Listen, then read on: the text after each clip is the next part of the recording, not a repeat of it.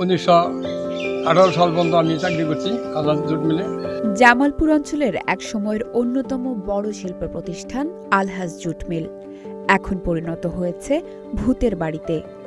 গেল ৮ বছর ধরে বন্ধ থাকায় অযত্নে পড়ে আছে কোটি কোটি টাকার যন্ত্রপাতি। মানবেতর জীবন কাটছে প্রতিষ্ঠানটির প্রায় ৪,০০০ শ্রমিকের। 1918 সাল পর্যন্ত আমি চাকরি করছি আলহাজ জুট মিলে।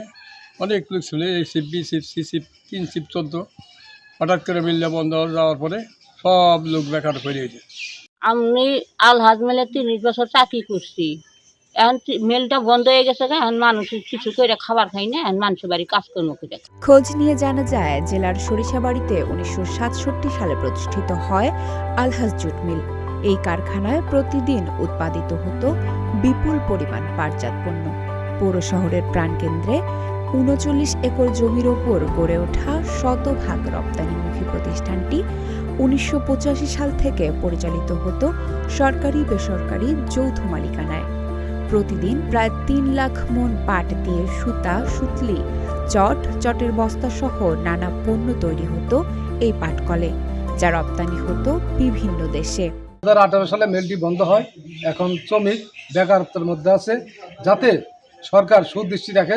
আলহাজ মিলটা বর্ধমানে আমরা খুব বেকার আছি, কষ্টে আছি, কোনো কাম কাজ করা হয় না। ৮ বছর ধরে বদ্ধ হয়েছে, আমাদের খুব একটা কষ্ট। তবে নানা সংকটে 2018 সালের 20 জুলাই প্রায় ৮০ কোটি টাকা লোকসান এবং 15 কোটি টাকার ঋণের বোঝা নিয়ে মিলটি বন্ধ ঘোষণা করে কর্তৃপক্ষ।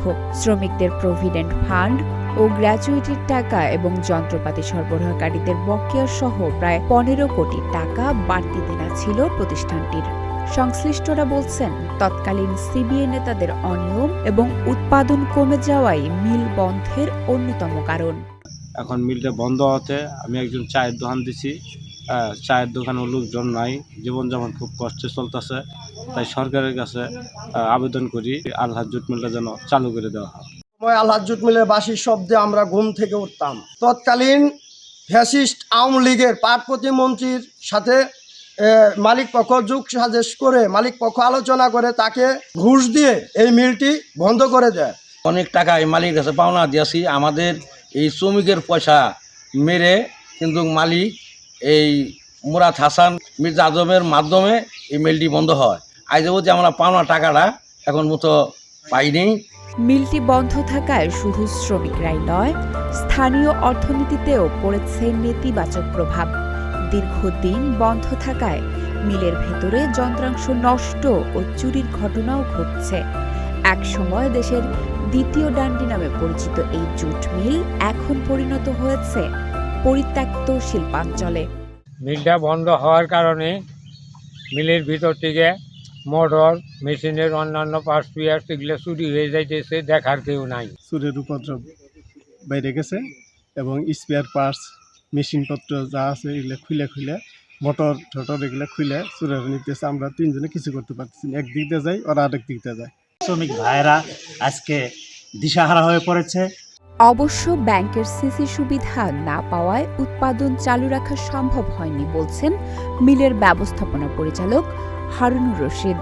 প্রতিষ্ঠানটির দ্রুত চালু করার চেষ্টার কথা বলছেন তিনি। কথা বলছি, জুট মিলটা চালানোর জন্য এখন ফান্ড লাগবে।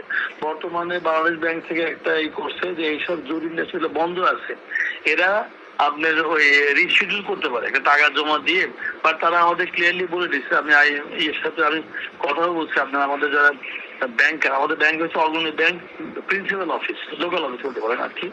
তো আমি ওনাদের জিএম এর সাথে মিটিং করছি, বলতে এই মুহূর্তে আমরা কোনো ফান্ড দিতে পারবো।